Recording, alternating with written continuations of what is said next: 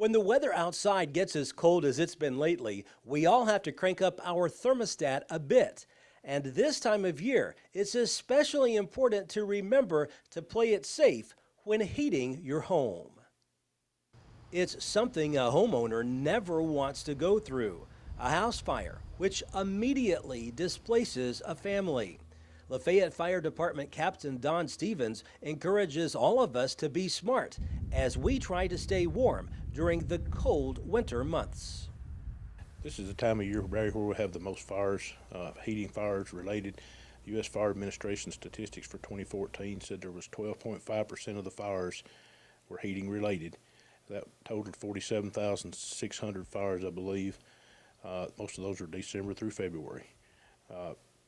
People are starting to use wood heat and things again, so there's multiple sources of heat, and these things all have their own little dangers associated with each one of them. What kind of problems can occur if you have a space heater, just as an example? Well, space heaters are made to be plugged directly into an outlet. We're not supposed to use extension cords with those. Sometimes people will plug them up with an extension cord. The extension cord has a tendency to overheat, and they may throw a rug over the extension cord or the heater cord, either one. That's not very good either. Those cords can overheat and set the rugs on fire. Also, they'll use them to dry clothes, maybe where they've come in from outside and they've got some snow and stuff on their clothes, they're wet. They'll put the combustibles too close to the heater, or maybe set the heater too close to a couch or something that is combustible.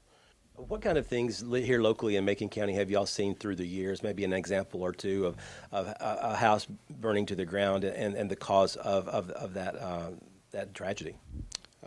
Well, the wall heaters and space heaters, a lot of folks had the old wall heaters, and they think that when the switch is turned plumb off on those that they are dead. They're not. That's just a small switch inside there that you can bump it and turn it on, and then when the temperature drops, they will kick on. We've had fires where dressers have been sitting in front of those heaters, and it kicks on and sets the dresser on fire. Didn't necessarily burn the house completely down, but it did a lot of heavy damage inside the house. Space heaters, they're sitting them maybe too close to a bed and catching the bedding on fire and things of that nature. Do you ever have any situations of like people who have wood stoves in their homes and maybe a fire starting in the chimney, that kind of thing? Yes, sir, we do. The flues need to be cleaned annually, inspected and cleaned annually, checking them for cracks and things like that. We've had one here probably 2 weeks ago. It was actually a flue fire. The gentleman had I guess it was a wood too close to the chimney on that, and it got the wood on fire, and it was an older house. It did a lot of heavy damage inside it. What is the bottom line, I guess, in all of this? I mean, is it mostly just using good common sense, would you say, regardless of what kind of heat that you want to try to use, heating instrument to use to heat the home? Yes, I'd say it's just mostly common sense. It's just, keeping your combustibles away from the heaters yourselves.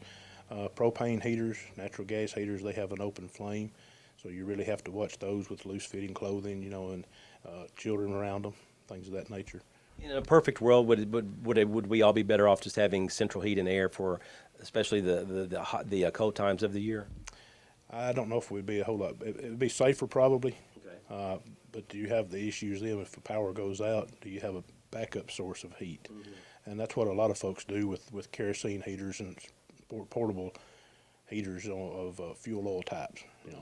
And they'll use those, and those bring on other dangers of the fumes. Carbon monoxide is pretty bad off of those things. You would want to have a carbon monoxide detector in your house. So this time of year, the best advice you would give anybody would be what? Just to make sure you have working smoke alarms in your house and carbon monoxide alarms if you use propane or natural gas. Make sure they are working. Have an escape plan to get out of the house if there is a fire at your house. And we'd be glad to help anyone with those plans if they would just let us know that they want some help. If you need any assistance with information to help keep you warm and safe this winter, you can always drop by the Lafayette Fire Department. The address is 500 Franklin Avenue in Lafayette. Reporting in Lafayette, Barry Hyatt, NCTV.